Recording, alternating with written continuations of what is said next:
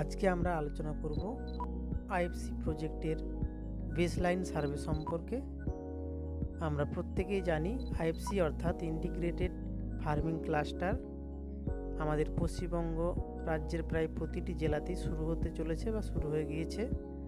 এবং সেই IFC project যখন একটি সংঘ এলাকায় শুরু হয়, সেই সংঘ এলাকার যখন বাছাই করা 300 বা 350 পরিবার নিয়ে একটি ক্লাস্টার গঠন করা হয় এবং তাদেরকে একটা ধারাবাহিক প্রশিক্ষণ এবং বিভিন্ন রকম সাপোর্টের মাধ্যমে তাদের ব্যবসার উন্নতি, তাদের জীবিকার মান উন্নয়ন সমস্ত দিক থেকে নজর রাখা হয়। সেই আইএফসি প্রজেক্ট শুরু করার প্রাথমিক যে পর্ব, প্রাথমিক যে কাজ, সেটাই হলো বেসলাইন সার্ভে। অর্থাৎ ওই 300 পরিবারের তাদের জীবন জীবিকা কী রয়েছে, তাদের পারিবারিক অবস্থা কেমন, তাদের কি সম্পদ রয়েছে, তাদের কিভাবে উন্নতি করা সম্ভব, তারা কোন জীবিকার সাথে মূলত যুক্ত, সেই সমস্ত বিষয় জানার জন্যই এই বেসলাইন সার্ভে। আর এই বেসলাইন সার্ভে করার জন্য প্রথমে আমাদের যে অ্যাপসের মাধ্যমে সার্ভে করতে হবে সেটা হলো অ্যাপসিট। এই অ্যাপসের মাধ্যমেই বেসলাইন সার্ভে করতে হবে। প্রথমেই আমরা দেখে নেব কিভাবে স্টেপ বাই স্টেপ সেই পরিবারের তথ্য লাগছে।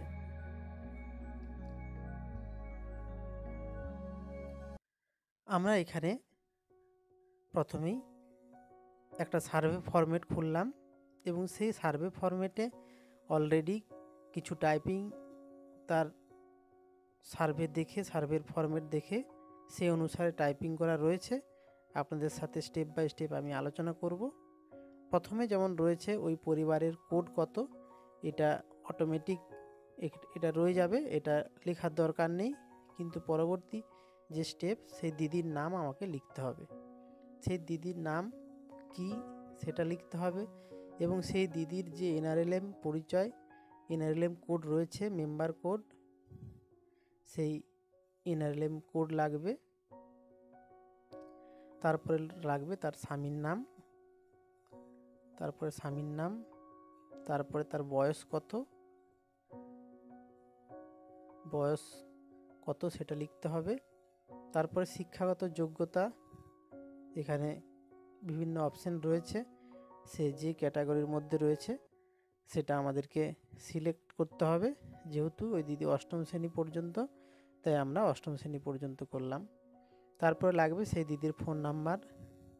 এরপরে লাগবে সেই দিদির পরিবারের সদস্য সংখ্যা কত, অর্থাৎ পরিবারের মোট সদস্য, তার সন্তান, তার স্বামী, যারা যারা রয়েছে পরিবারের টোটাল সদস্য সংখ্যা এখানে আমাদের সেইভাবে এন্ট্রি করতে হবে। এই দিদির পরিবারে 5 জন। এরপরে রয়েছে জাতি, এসটি, এসসি, ওবিসি, জেনারেল, কোন ক্যাটাগরির মধ্যে তারা পড়ছে। যদি ওই দিদি রয়েছে তিনি এসটি পরিবারের মধ্যে থেকে, তাই এখানে এসটি সিলেক্ট করা হলো।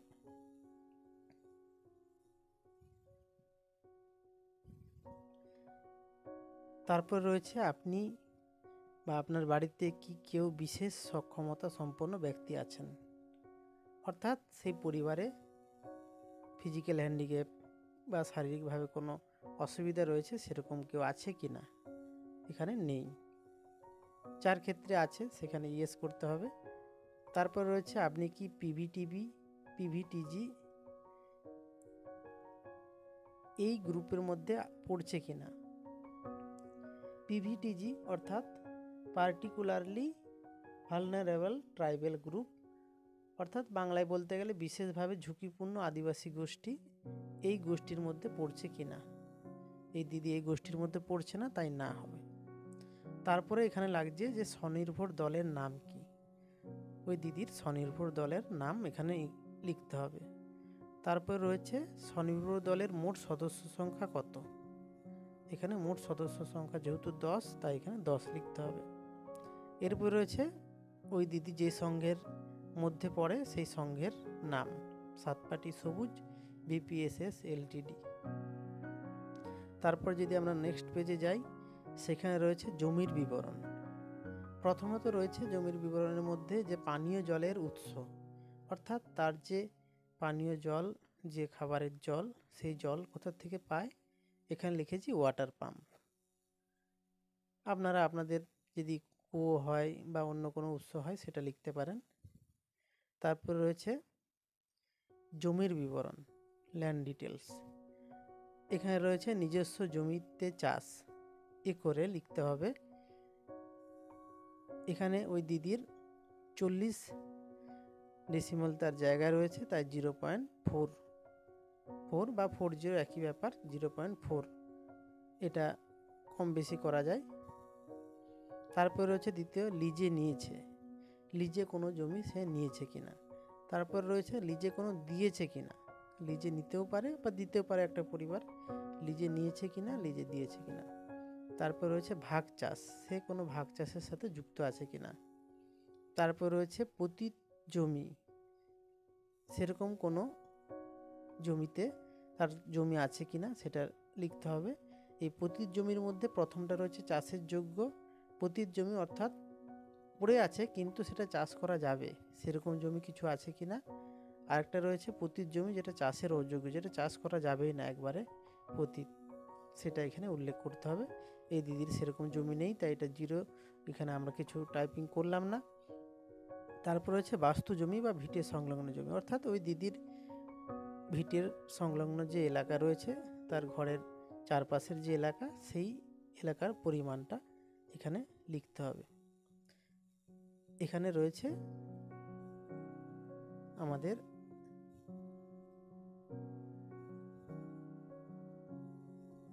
দশ ডেসিমাল, অর্থাৎ সেখানে আমাদের জমি রয়েছিল 40 আর এখানে 10, অর্থাৎ 0.50 টোটাল এখানে অটোমেটিক চলে আসবে। তারপর রয়েছে সেচের ব্যবস্থা, ওই দিদি যে চাষবাস করে তার সেচের ব্যবস্থা কি রয়েছে। সেচের ব্যবস্থা, সেচপ্রাপ্ত জমি, অর্থাৎ তার যে জমিটা রয়েছে তার সেচপ্রাপ্ত জমির পরিমাণ কত। এনার ক্ষেত্রে এনার সেচপ্রাপ্ত জমি টোটাল 40ই রয়েছে, 40 ডেসিমাল, যদিও 0.4, অর্থাৎ আমরা একরে উল্লেখ করছি 0.4 একর। অনেকের ক্ষেত্রে হতে পারে তার যতটা জমি আছে পুরোটা হয়তো সেচের ব্যবস্থা নেই, তাহলে সেচের ব্যবস্থা কিছু হবে কম, বাকি অসেচ জমি হবে। এনার ক্ষেত্রে সেচ 0.4 একর, অসেচ জমি 0। তারপর রয়েছে জলাশয়ের বিবরণ, অর্থাৎ তার কোনো নিজস্ব পুকুর বা এই ধরনের জলাশয় আছে কিনা। নিজস্ব জলাশয়ের পরিমাণ এনার ক্ষেত্রে খালি, আপনারা যেই পরিবারে সার্ভে করছেন তার যদি পুকুর থাকে বা ডোবা থাকে, এখানে তার পরিমাণটা আপনাদেরকে উল্লেখ করতে হবে।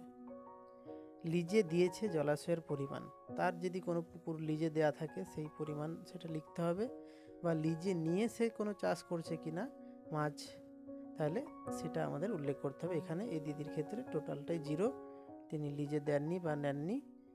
তারপর রয়েছে মোট জলাশয়ের পরিমাণ, যদি এখানে লেখা হতো এখানে টোটাল পরিমাণটা চলে আসতো। তারপর রয়েছে জলের উৎস, সে যে এই জলসেচ করে সেই জলসেচের উৎস কি, এখানে সাবমার্সিবল পাম্প, আমরা লিখেছি সাবমার্সিবল পাম্প। আপনাদের ক্ষেত্রে যদি কোনো নদী হয় নদী লিখতে পারেন, কোনো পুকুর হয় বা জলাশয় হয় সেইভাবে আপনারা লিখবেন। তারপরে আমরা চলে যাবো নেক্সটে গিয়ে জীবিকার উৎস, ওই দিদির কোন কোন ক্ষেত্র থেকে কোন কোন জীবিকা থেকে তার আয় হয় সেটা আমাদের উল্লেখ করতে হবে। এখানে একটা পরিবারে কত ধরনের জীবিকার উৎস রয়েছে সবগুলোরই লিস্ট রয়েছে, যেমন প্রথমে ফার্মিং, তার কৃষিকাজ, পশুপালন, ফিশারি বা মৎস্য চাষ, বিজনেস হতে পারে ব্যবসা, কোনো প্রোডাকশন কোনো উৎপাদন কাজের সাথে যুক্ত, সার্ভিস অর্থাৎ পরিষেবা বা কোনো একটা চাকরি করে সেগুলাও হতে পারে। তারপর রয়েছে ডেইলি লেবার, দিনমজুর। তারপর রয়েছে কোনো বনজ পণ্য, এনটিএফটি আমরা জানি, নন টিম্বার ফরেস্ট প্রোডাক্ট, হয়তো সেই পরিবার শাল পাতা তুলতে যায় সেরকম পরিবার হতে পারে।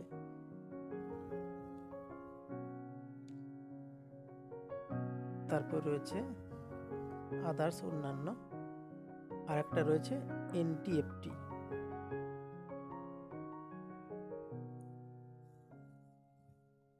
অর্থাৎ এই এনটিএফটিটাই দুবার মানে অ্যাপসে এই সিস্টেমে চলে এসেছে, অসুবিধা নেই। আমাদের এনটিএফটি বলতে তার বনজ কোনো পণ্যের উপরে তার জীবিকা নির্ভর করে কিনা সেটা আমাদের উল্লেখ করতে হবে। ম্যাক্সিমাম ক্ষেত্রে যদি শালপাতা তারা জঙ্গল থেকে সংগ্রহ করে, শালপাতা হতে পারে, মধু হতে পারে বা শাল বীজ হতে পারে, এই ধরনের যদি কোনো সম্পদ তার বন থেকে সংগ্রহ করে সেটার মাধ্যমে জীবিকা নির্বাহ হয়, আমাদের সেটা উল্লেখ করতে হবে। তারপরে আমরা এখানে ডান করব। এরপরে কি লেখা রয়েছে, তার জীবিকার উৎস কি কি। এখানে আমরা যা যা সিলেক্ট করেছি, যেমন তার কৃষিকাজ আছে, তার পশুপালন আছে এবং এনটিএফটি আছে। আমরা 3টে সিলেক্ট করেছিলাম, 3টিতে আমাদের এই ঘরে চলে এসেছে। তারপরে রয়েছে চলতি জীবিকা থেকে বছরে কয় মাস চলে। তার যে জীবিকাগুলো রয়েছে বছরের কয় মাস চলে সেটা আমরা এখানে লিখলাম। তার 12 মাসই তার জীবিকার মাধ্যমে নির্বাহ হয়। এরপর রয়েছে তার যা যা আমরা সিলেক্ট করলাম, যেমন প্রথম অপশানে আমরা সিলেক্ট করেছিলাম তার চাষবাস রয়েছে, চাষবাসের তথ্য এখানে আমরা সিলেক্ট করেছি। কি কি করা হয়েছে চাষবাসের মধ্যে, তার করলাম খরিফ ক্রপ, এদিকে রবি সিজনে সবজি তার করা হয়েছে। এখানে যদি আমরা চাই আরও অ্যাড করতে পারি, যেমন আমরা ধরলাম রবি সিজন, কি করব, ফসল।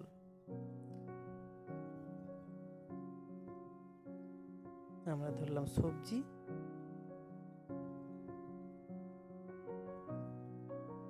সবজি আমরা একবার এন্ট্রি করেছি, তাই এখানে সবজি আরেকবার এন্ট্রি করা যাচ্ছে না, একবার অলরেডি এন্ট্রি করে এটা সাবমিট করা হয়েছিল, তাই আমরা সবজি বাদ দিয়ে আমরা যদি অন্য কিছু সিলেক্ট করি, আমরা তৈলবীজ অর্থাৎ সরিষা চাষ করে। সরিষা চাষ করে কতটা, 0.10 অর্থাৎ 10 ডেসিমাল, সে 0.10 একর সে সরিষা চাষ করে। এর মধ্যে সেচ প্রাপ্ত কত, এর মধ্যে সেচ প্রাপ্ত পুরোটাই সেচ প্রাপ্ত। টোটাল উৎপাদন কতটা হয়, আমরা এখানে লিখলাম 25 কেজি। পরিবারের জন্য কতটা রেখে দেওয়া হয়, পরিবারের জন্য টোটালটাই রেখে দেওয়া হয়, বাড়ির খাওয়ার জন্য।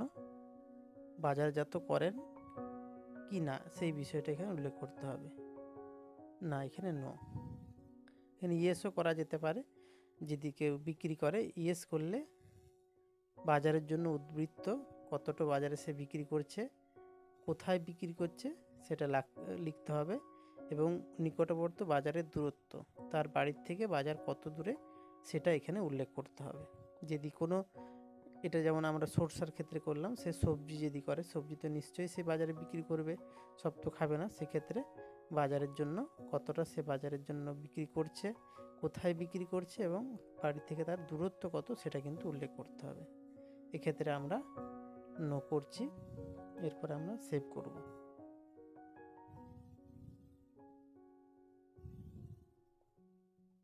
তাহলে আমরা যেগুলো সিলেক্ট করেছিলাম খরিফ, তার মধ্যে আমরা শস্য নির্বাচন করেছিলাম, রবিতে ভেজিটেবল এবং রবিতে আরেকটা আমরা করলাম ওয়েল সিড। এইভাবে তিনি যত ধরনের সবজি করে আমরা এখানে তথ্য যুক্ত করুন, এই অপশানে যেয়ে আমরা করতে পারি। তারপরে আমরা যাব নেক্সটে গেলে আমরা যেটা সিলেক্ট করেছিলাম যে সেই পরিবার ছাগল পালন করে, তাহলে ছাগল পালন করে বলতে সেই পরিবার প্রাণী পালনের সাথে যুক্ত, এটা সিলেক্ট করা হয়েছিল। এখানে ছাগল পালন রয়েছে, গবাদি পশু পালন এই বিষয়ে লেখা রয়েছে, ওনার ছাগল পালন নেই। যদি কারো ছাগল প্ল্যান থাকে, ছাগল পালন, তাহলে তাকে ইয়েস করতে হবে। ইয়েস করে এখানে কতগুলো অপশান রয়েছে, যেমন 91 দিনের কম বয়সী বাচ্চা পুরুষ, সেটার সংখ্যা এখানে দিতে হবে। 91 দিন অর্থাৎ আমরা সুবিধার্থে বলতে পারি যে 3 মাস বয়সের বেশি কজন আছে, মানে কটি পুরুষ ছাগল আছে।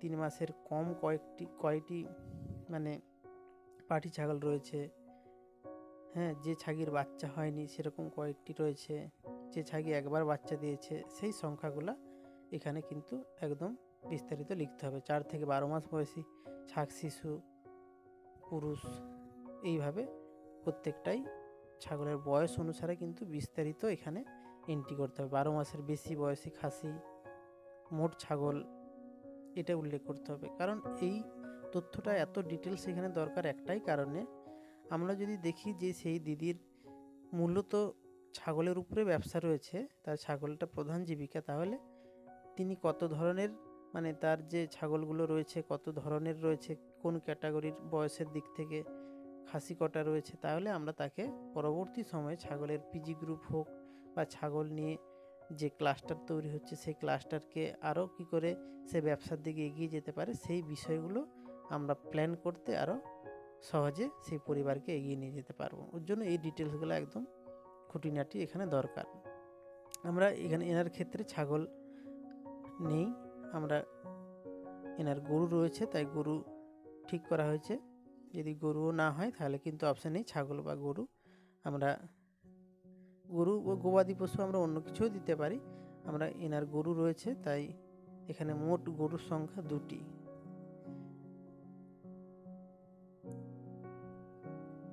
এই যে এখানে রয়েছে গবাদি পশুর ধরন, দেশি মুরগি, সব কিছুই রয়েছে এর মধ্যে।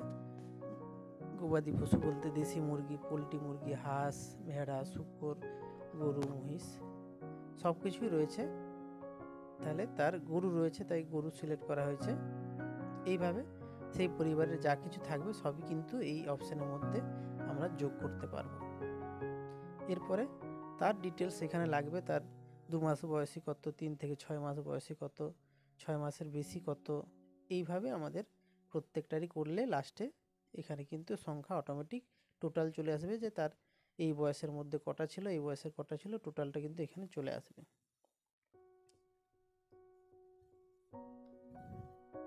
এনার যেহেতু 2টি গরু আছে সেইভাবেই এখানে এন্ট্রি করা হয়েছে, এখানে যুক্ত করলে আরও যুক্ত করা যাবে। এরপরে আমরা যাব নেক্সটে যাওয়ার পরে পরিবারের যে সম্পদ ছিল সেই সম্পদের বিবরণ এখানে বিস্তারিত চলে এসেছে। আমরা যদি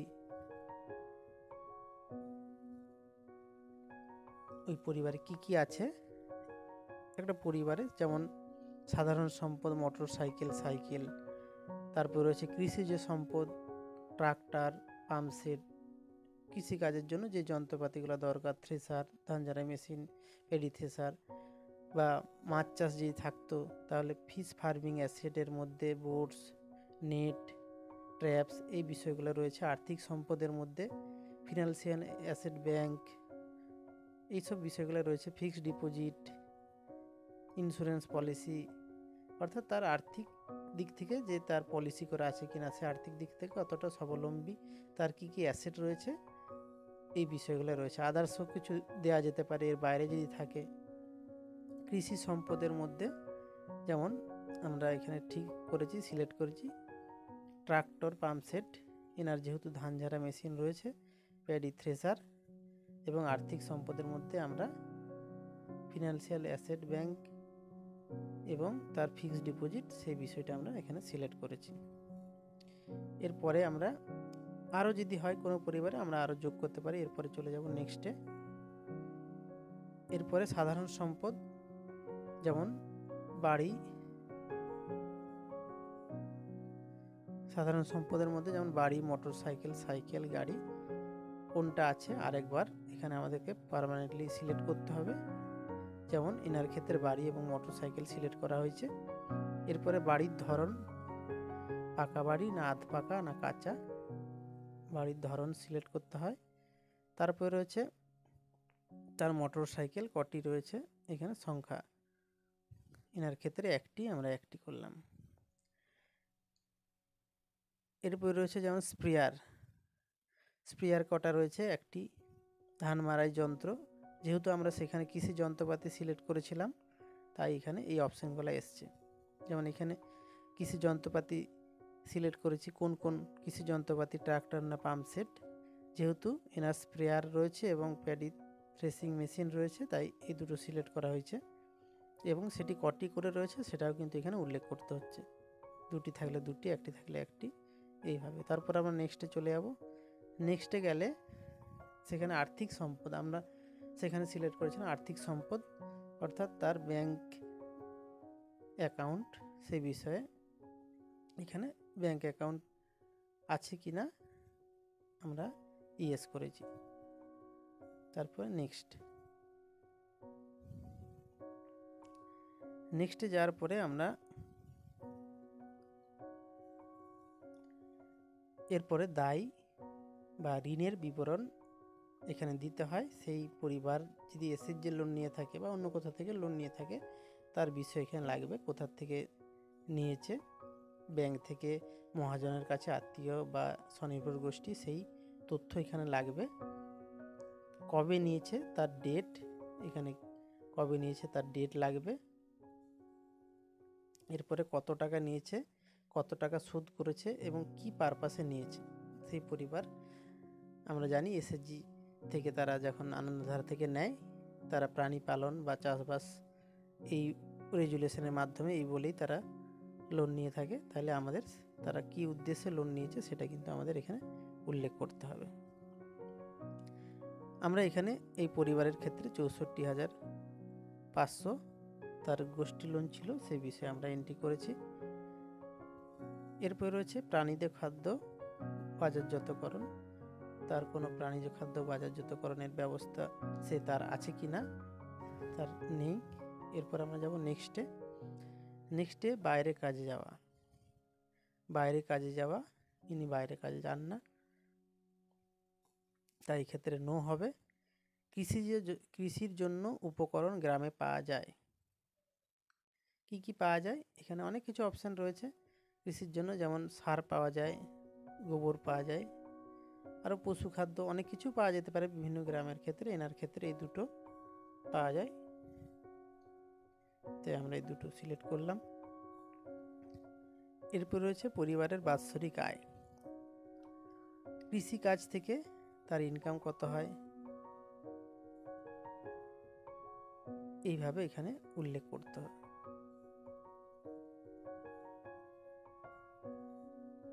কৃষিকাজ থেকে কত হয়, পশুপালন থেকে কত হয় এবং অকৃষি শ্রমিক সেখান থেকে কত হয়, বছরে টোটাল ইনকাম এখানে চলে আসে। অর্থাৎ কৃষিকাজ থেকে তার 35,000, পশুপালন থেকে 15,000 এবং অকৃষি শ্রমিক এখানে তার 20,000, টোটাল তার 70,000 টাকা একটা অ্যানুয়াল ইনকাম তার হয়।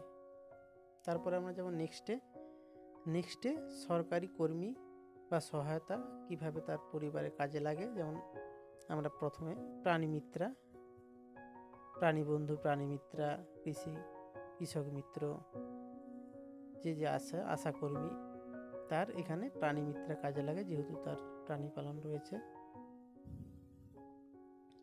এবং প্রাণীমিত্রা থেকে কি সহায়তা পায়, সে কেমন আসে, মাঝে মধ্যে আসে না ঘন ঘন আসা যাওয়া করে, না কখনো না যাওয়া, কিভাবে তাকে হেল্প করে সেই বিষয়টা এখানে তাকে লিখতে হবে, তার পরিবারের তথ্য।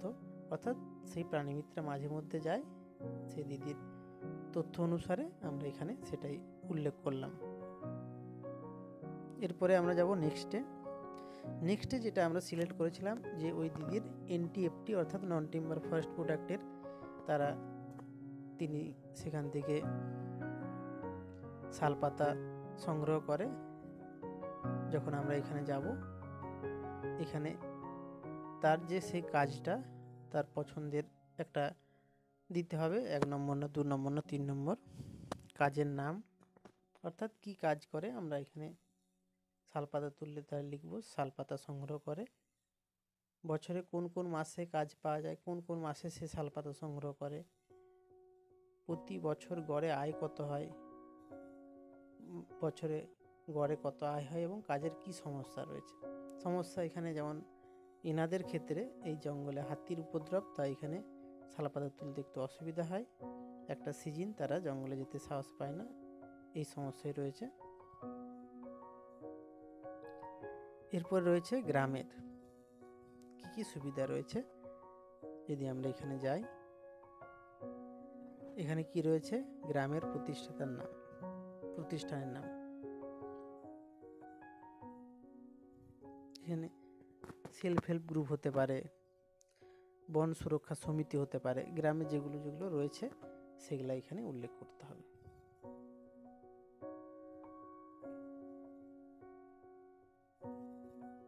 গ্রামে আইসিডিএস রয়েছে এনাদের।